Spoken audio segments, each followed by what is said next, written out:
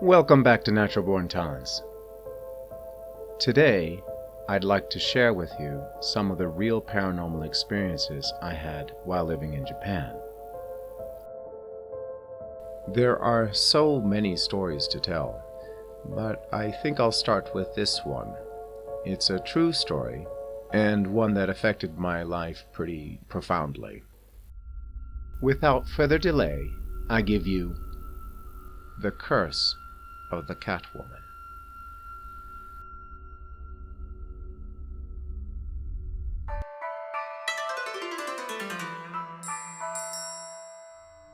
This story started about 15 years ago. I had been working as a manager at a small English school in the central part of Tokyo. My wife and my son and I had been living in Tokyo, just on the outskirts of Tokyo, for about 5 years or so. The three of us were rather tired of the hustle and bustle of Tokyo. It's an overcrowded city and one of the largest metropolises in the world at the time, and the three of us wanted to see more of Japan. Also, I had just finished writing a book about Japanese ghosts, and I wanted to go to the countryside to confirm them. So we all jumped at the chance when I got an offer to work in a small community up in the mountains in the central part of Japan. Although the community was a small community of about, say less than 1,000 people, it did have an interesting history. This community was a connecting point between Kyoto and Tokyo. Travelers traveling on foot would stop in this community to stay the night at the local inns. It was a long journey and they had to travel over this mountain pass, but that made this community an important point between the two major cities. However, as Japan began to industrialize, this place became less and less important for a connecting point between the two cities. As trains and buses and cars and planes were introduced into the country, this place fell out of its usefulness and is unfortunately a rather run-down ghost town. Presently, it has only 2 elementary schools, which are somewhat far apart, 1 junior high school. There are no high schools in this community, and students from this community have to travel to another town to go to high school. It had only 1 train line running to it, and it was the last stop on the train line. On top of that, the train would only run once every 3 to 5 hours per day, with a total of about 4, maybe 5 runs depending upon the day. However, the job paid pretty well, and it looked like a fun place to do more work on the paranormal. And since this place did have a long history to it, it was very likely that I would find something. Little did I know what I was really in for. Though the job paid well, the accommodations that went with the job were much less than to be desired. However, we were allowed to fix it up as we saw fit, and I thought, well, this might be a good family project to make this place suitable to our needs. The people of the town said this was unfortunately the only thing they had available, which, judging from the town, that seemed to be very likely. However, as we started to move in on the first night, the first thing we came across was this huge spider. I had never seen a spider this large in my entire life. It was bigger than my hand. It had this amazing agility. It could literally jump from one end of the room to the other with ease. While standing there watching it in amazement, I get all these flashbacks to all the Japanese giant spider horror movies I had seen as a kid. After seeing this and remembering that Japanese folklore has a lot of stories of giant spiders in it, I can see where they got their inspiration from. My wife and son were in no way interested in helping me get rid of the thing. My wife also had 2 cats with her.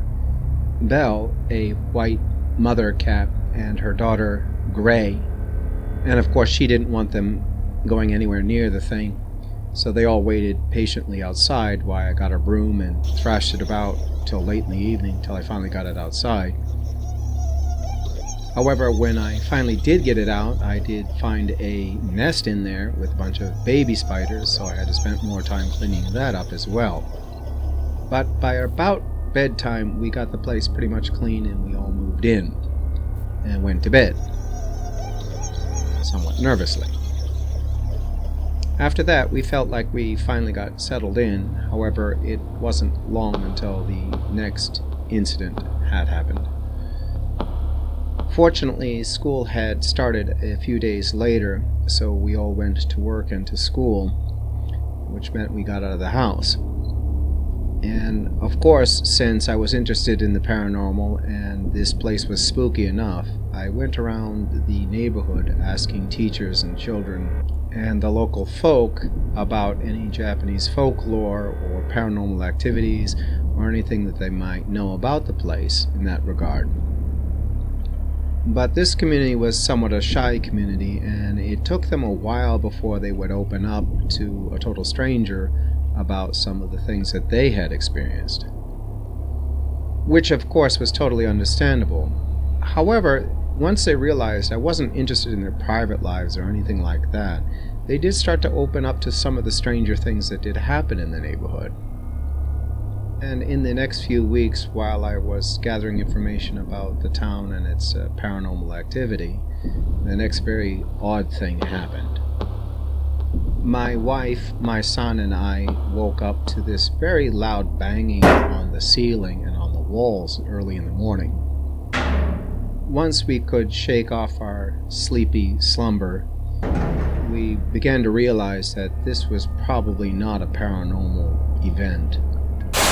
It was something happening outside. So I go to the window and I open it up, and staring right back at me is this rather large male Japanese monkey. Behind him, there's about another 15 to 20 more rummaging through the woods and people's gardens. Apparently, this was a regular event in the neighborhood when food got low up in the mountains. The monkeys would come down and raid anything they could get their hands on, and then when enough people woke up and got out to chase them off, they'd all run away. The three of us sighed in relief when we realized this was nothing paranormal. This was just something that happened in the community. However, even when the monkeys were absent, creepy things still happened.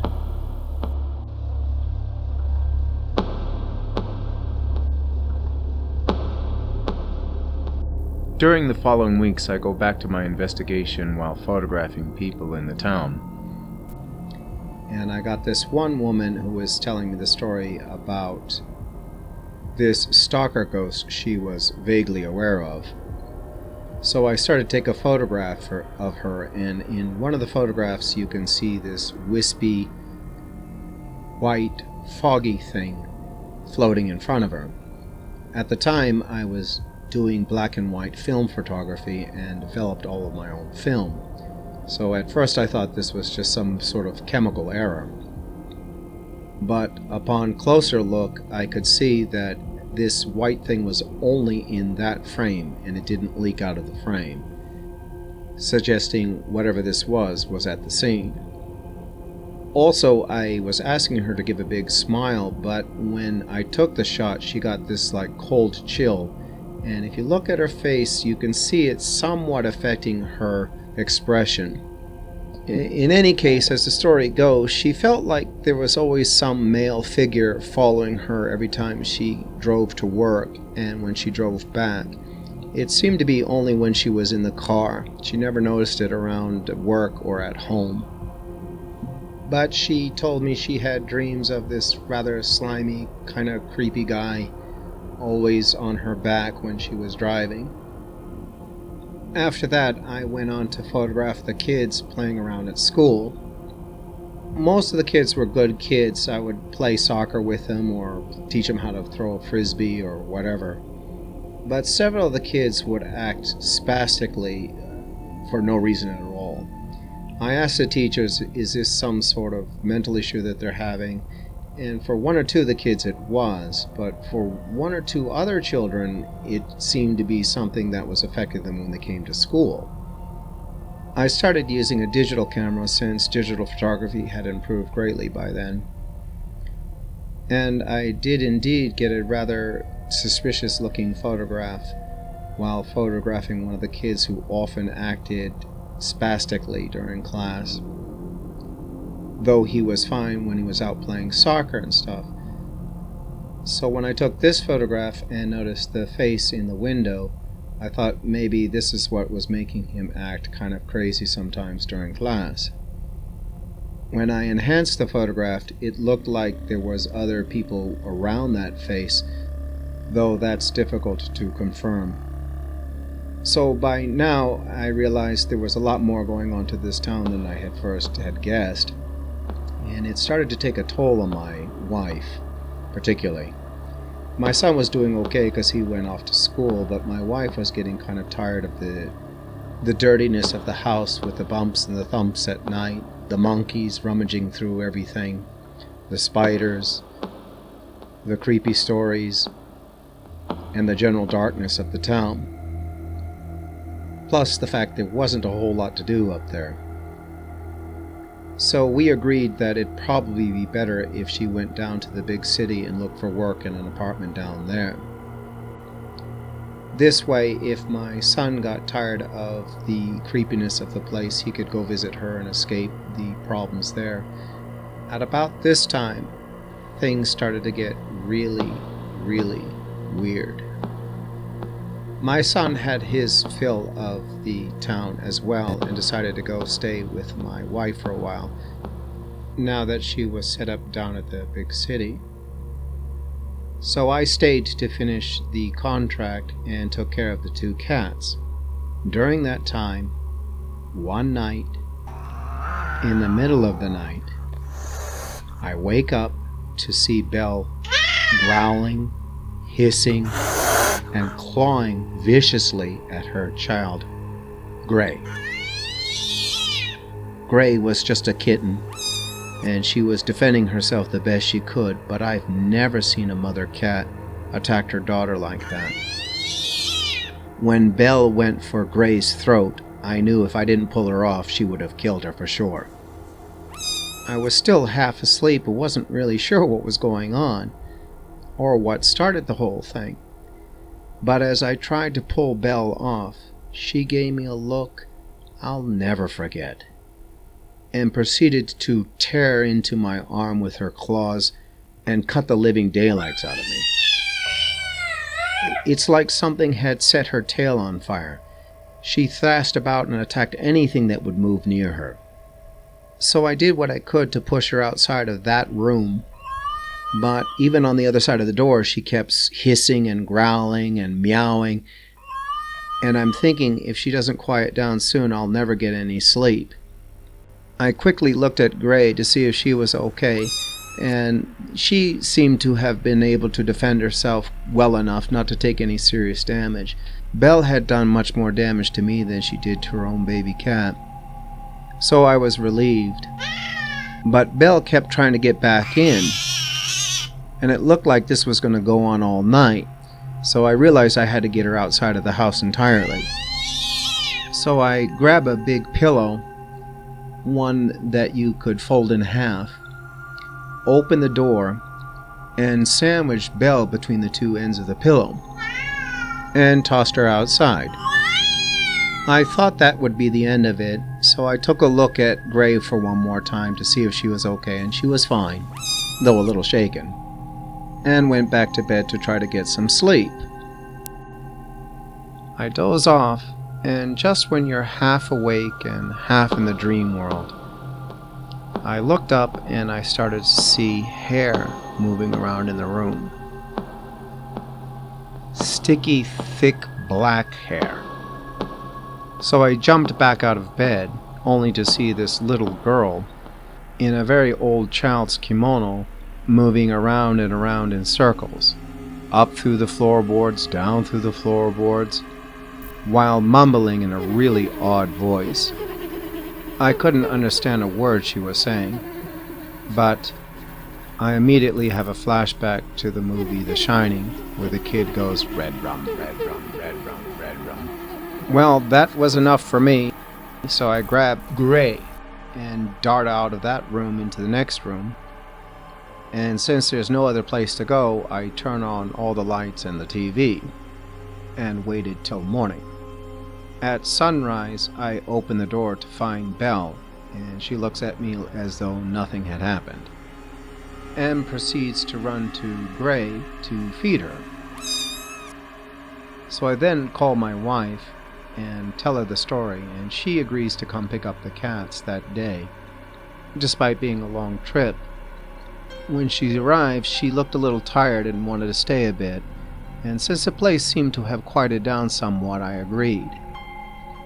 So then she goes into the bathroom to take a shower, and in about 20-30 minutes she comes out with nothing on but a towel. She then threw off the towel and looked me in the eye and said, "Do you want to play?" And I looked back at her thinking, "Are you kidding? Didn't you just hear the story I told you about this place? You want to play here?" She could tell by my look that I was not interested in anything at all, and said, "Okay, if not, let's not," and proceeded to get dressed. My son was still back at her apartment, and I was curious to see what kind of apartment she got, so I asked her to take me back with her.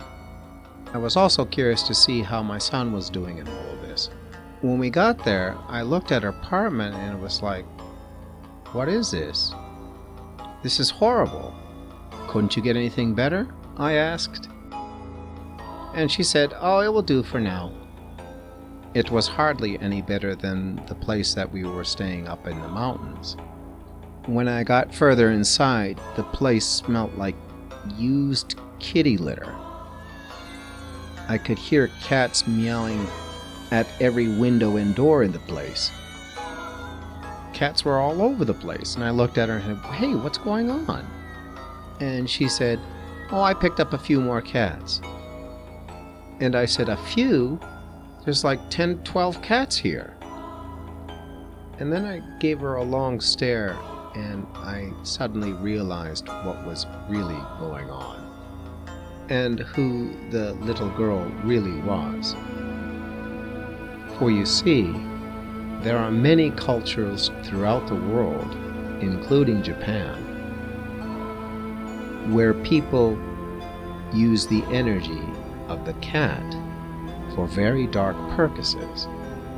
So I looked at my wife again and confronted her, and she started to act like a child and mumble things I couldn't understand, just like the little girl. At that moment, I knew my wife had succumbed to the darkness of that town and likely thrown her soul away. And as my ancestors had warned me, very few people come back from the dark side of witchcraft. So I looked at my son and I said, "Do you want to go to the United States?" And he said yes. So we packed up and left, and I never saw my wife again. Unfortunately, that didn't end the curse for my son and I. There was much more to come. But I'll leave those stories for the next videos.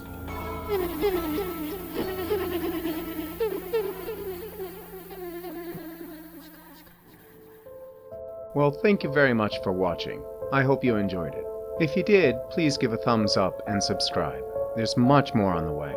If you would like more information about the paranormal, please leave a comment or look at the websites below, which include how to support this channel, how to get your aura read, or how to buy artwork from these stories, and much, much more. Again, thank you for watching, and we hope to see you at the next video.